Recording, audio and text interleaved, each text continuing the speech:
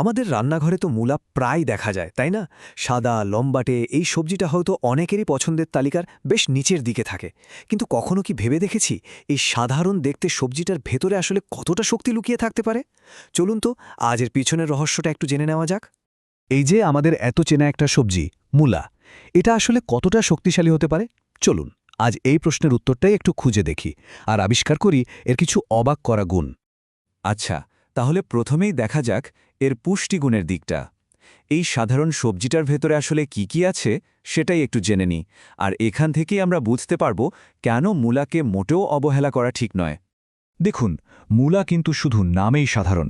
এর ভেতরে আছে প্রচুর ভিটামিন সি, ভিটামিন বি6, হজমে সাহায্যকারী ফাইবার, পটাশিয়াম, মানে পুষ্টির একটা ছোটখাটো প্যাকেজই বলা যায়।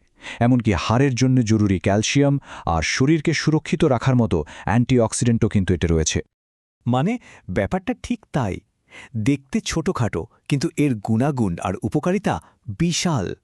ছোট্ট একটা জিনিস হয়েও শরীরের কত বড় বড় কাজ করে দেয় ভাবা যায়। আর এই সব কিছুর মূলে আছে এর ভেতরের ওই দারুণ পুষ্টি উপাদানগুলোই।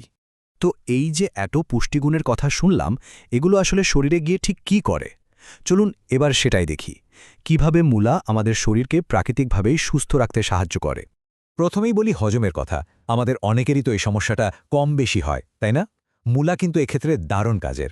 এর মধ্যে যে প্রচুর ফাইবার বা আঁশ থাকে, সেটা আমাদের হজম প্রক্রিয়াটাকে একদম ঠিকঠাক রাখে। কোষ্ঠকাঠিন্য বা গ্যাসের মতো সমস্যাগুলো কমাতেও এটা বেশ সাহায্য করে। শুধু হজমই নয়, আরও একটা দারুণ ব্যাপার আছে। মূলা কিন্তু আমাদের শরীরকে ভেতর থেকে পরিষ্কার করতেও সাহায্য করে।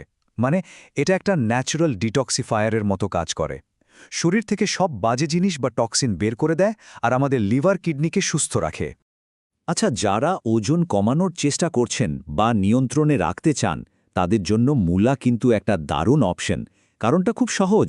এতে ক্যালোরি নেই বললেই চলে, কিন্তু জল আর ফাইবার আছে ভরপুর। তাই অল্প খেলেই মনে হয় পেটটা ভরে গেছে, আর অনেকক্ষণ খিদেও পায় না। আর ব্যাপারটা এমন নয় যে মূলা শুধু একটা দুটো কাজ করে।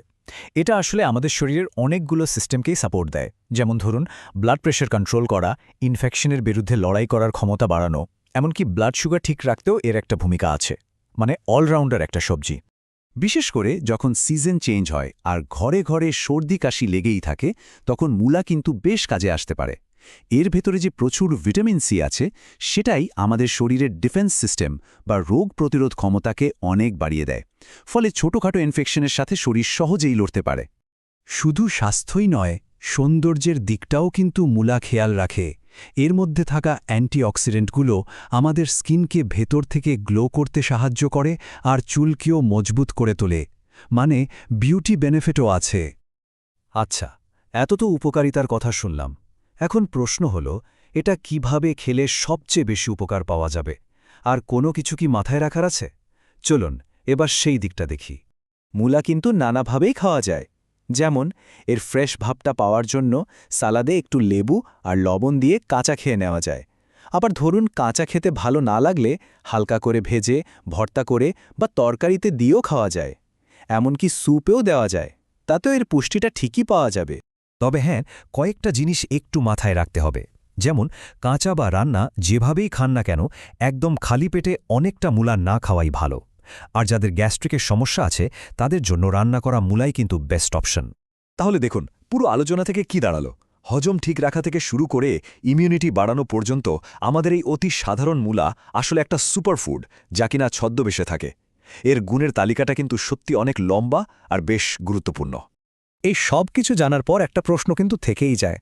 আচ্ছা, বড় বড় সমাধানগুলো কি আমাদের চারপাশের খুব সাধারণ জিনিসগুলোর মধ্যেই লুকিয়ে থাকে? হয়তো আমাদের শুধু একটু অন্যভাবে দেখার অপেক্ষা।